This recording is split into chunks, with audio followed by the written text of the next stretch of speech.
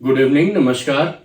मैं अनुराग पांडे, सह संस्थापक पूर्वांचल एजुकेशनल ट्रस्ट। इस वीडियो के माध्यम से आप सभी का स्वागत करता हूं।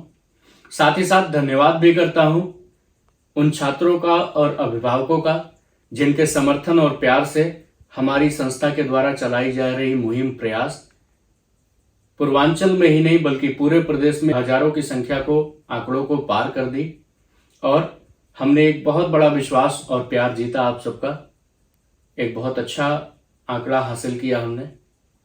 आज की ये वीडियो आप सबके लिए बहुत विशेष होने वाली है, जिसमें हम बात करेंगे इंडियन नर्सिंग काउंसिल और स्टेट नर्सिंग काउंसिल में क्या डिफरेंस है।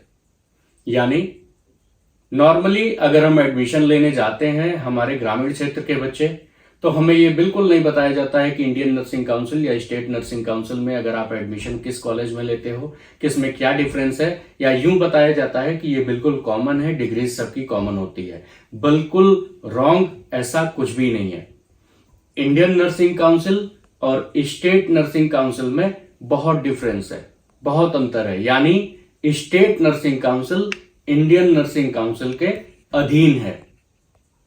जैसे अगर किसी बच्चे ने स्टेट नर्सिंग काउंसिल से मान्यता प्राप्त विद्यालय में, मान्यता प्राप्त कॉलेज में अपना एडमिशन लिया है या अपनी पढ़ाई पूरी की है, तो वह सिर्फ उन्हीं राज्य में नौकरी करने का, प्रैक्टिस करने का हकदार है जिस राज्य से उसने अपनी पढ़ाई को कंप्लीट किया है, डिग्री हासिल किया है। उसे किसी अन्य राज्य में प्रैक्टिस करना है तो अपने स्टेट से जहां से उसने डिग्री को कंप्लीट किया है, पढ़ाई को कंप्लीट किया है, वहां से डिग्री को कैंसिल कराना होगा और नए स्टेट में उसके रजिस्ट्रेशन के लिए एप्लीकेशन देना होगा।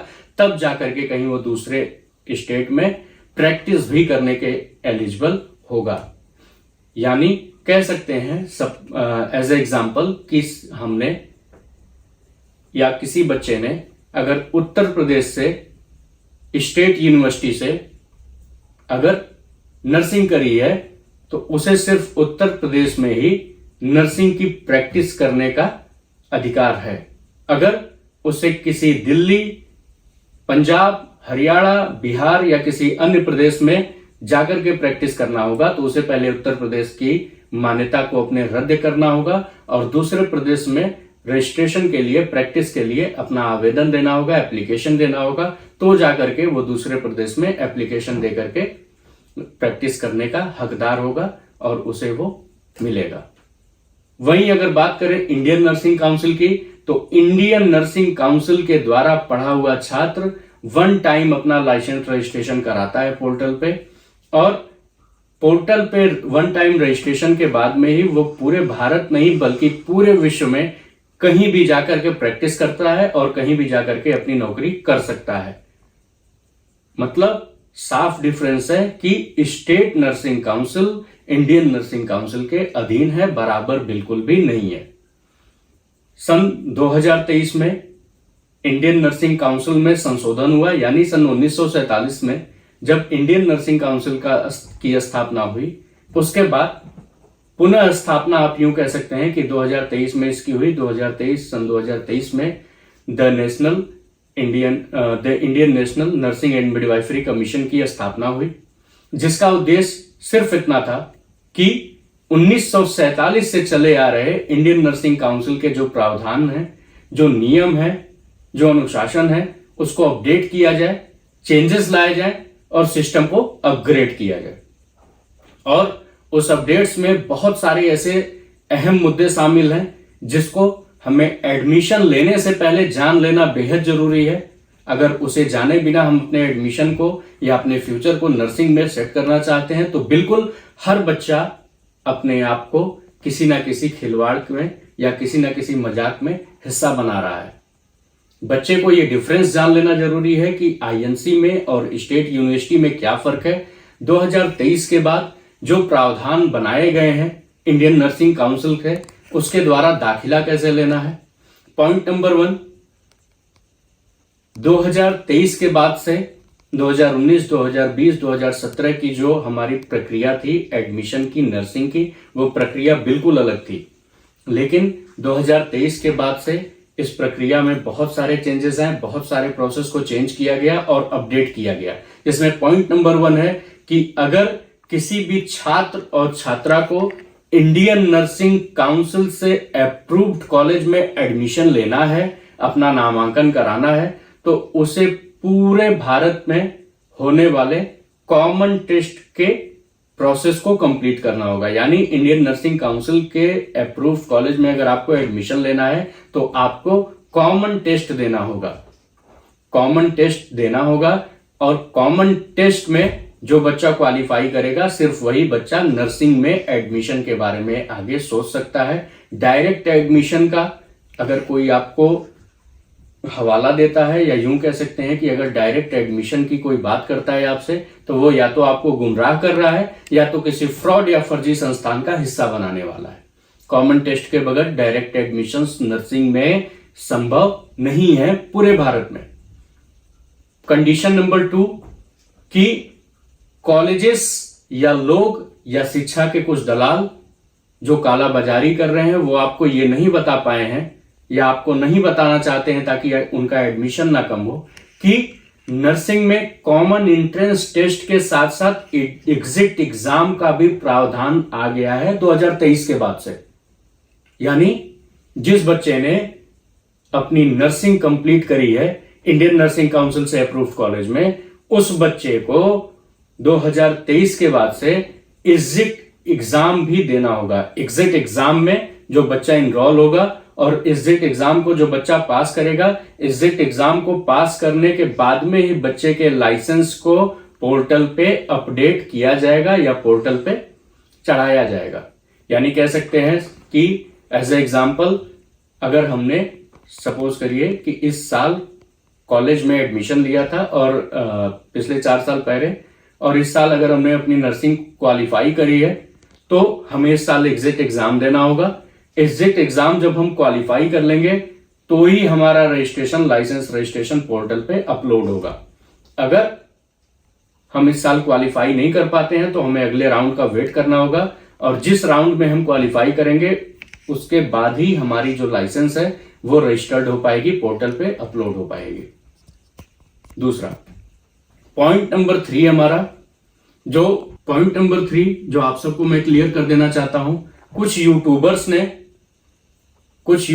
ने वर्गलाने के लिए और फालतू से कंटेंट बनाने के लिए एक ऐसा भी कहा कि जो बच्चा आईएनसी अप्रूव्ड कॉलेज से नर्सिंग कर लेता है उसको सरकारी नौकरी या नर्सिंग काउंसिल के द्वारा पाई जाने वाली जॉब में डायरेक्ट सिलेक्शन हो जाना है।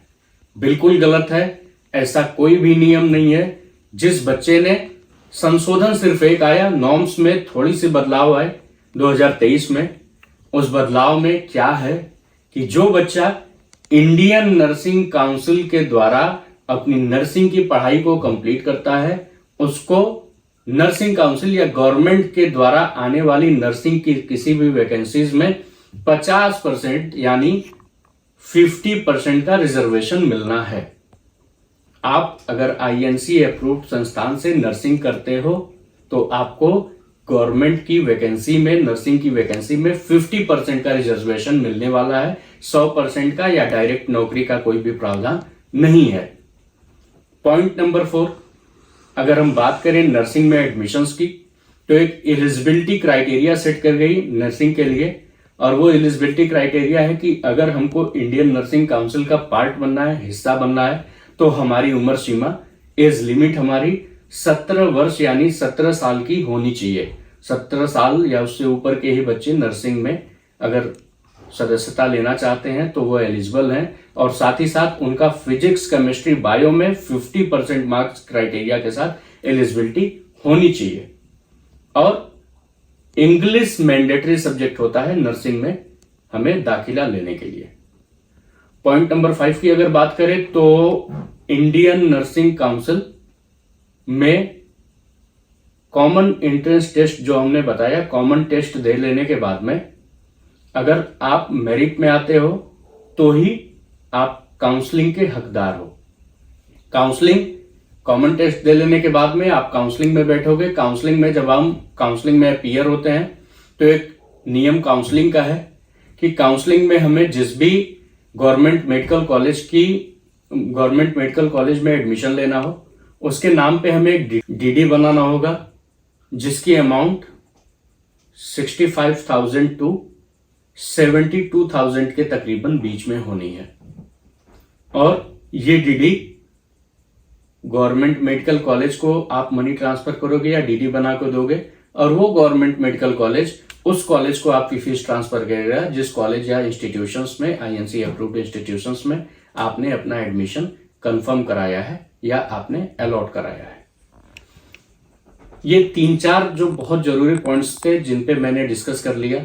ये बच्चों के कॉमन सवाल होते हैं, और मेरे हिसाब से मैं ये समझता हूं कि अगर कोई बच्चा प्राइवेट किसी हॉस्पिटल या किसी कॉलेज के द्वारा नर्सिंग करने की सोच भी रहा है तो बिल्कुल खिलवाड़ कर रहा है खुद के साथ, अपने भविष्य के साथ, अपने आज के साथ, अपने कल के साथ। क्योंकि किसी भी प्राइवेट इंस्टीट्यूशंस से या किसी भी बिना मान्यता प्राप्त इंस्टीट्यूशंस के अगर हम नर्सिंग करते हैं तो ये महज एक दिखावा हो सकता है या हमारा समय की बर्बादी हो सकती है, बाकी कोई भी रिजल्ट इससे नहीं निकलने वाला है। और जिस हिसाब से नंबर ऑफ एप्लीकेंट है और नंबर ऑफ सीट्स हैं, उस हिसाब से अगर हमें आईएनसी अप्रूव्ड कॉलेज मिल जाता है, हमें नर्सिंग अप्रूव्ड कॉलेज मिल जाता है, तो ये हमारा सौभाग्य है कि हमने एक बहुत अच्छे प्रोफेशन को चूज कर लिया है। मतलब हमने बहुत अच्छे भविष्य को चूज कर लिया है कि आईएनसी अप्रूव्ड कॉलेज से मैं नर्सिंग कर रहा हूं और मैं इसमें अपना करियर सेट कर रहा हूं। गार्जियन हमारे ग्रामीण क्षेत्र के क्या होते हैं, अभिभावक हो या बच्चे हो, अभिभावकों का सोचना यह होता है कि कॉलेज कहीं मौसी के बच्चे के मौसे के घर में मिल जाए, बगल में नानी नाना के घर के बगल में मिल जाए, जहां पे बच्चा आराम से जाकर के अपनी पढ़ाई पूरी कर ले। अब वो बिल्कुल नहीं और एडमिशन से पहले वो बिल्कुल नहीं सोचते हैं कि उनके बच्चे का एडमिशन किस इंस्टीट्यूशंस में हो रहा है और उनकी मान्यता किसके है, उनकी डिग्री कौन सी मिलने वाली है और इस डिग्री की वैल्यू क्या है। इस वीडियो के माध्यम से मैंने जो आपको बहुत सारी महत्वपूर्ण बिंदुएं बताई, उन सब का मतलब सिर्फ एक है कि अगर हमें नर्सिंग करना है तो हमें इंडियन नर्सिंग काउंसिल से अप्रूव्ड कॉलेज में ही नर्सिंग करना चाहिए। अन्यथा अन्य किसी भी कॉलेज, इंस्टीट्यूशंस से, प्राइवेट हॉस्पिटल से अगर हम नर्सिंग की डिग्री को लेना चाहते हैं तो हमारे लिए बिल्कुल भी वैल्यूएबल नहीं है, एक विष के समान है। और अगर आपकी आगे कोई भी बच्चों की, अभिभावकों की क्वेरीज होती है तो वो इस वीडियो के माध्यम से कमेंट बॉक्स में या हमारे हेल्पलाइन नंबर पे जो नीचे दिया हुआ है स्क्रीन पे, उस पर शेयर कर सकता है। आगे की और भी वीडियोस बनेंगी और भी क्वेश्चंस होंगे जो उसके सवालों के जवाब दिए जाएंगे। तब तक के लिए best of luck. Thank you.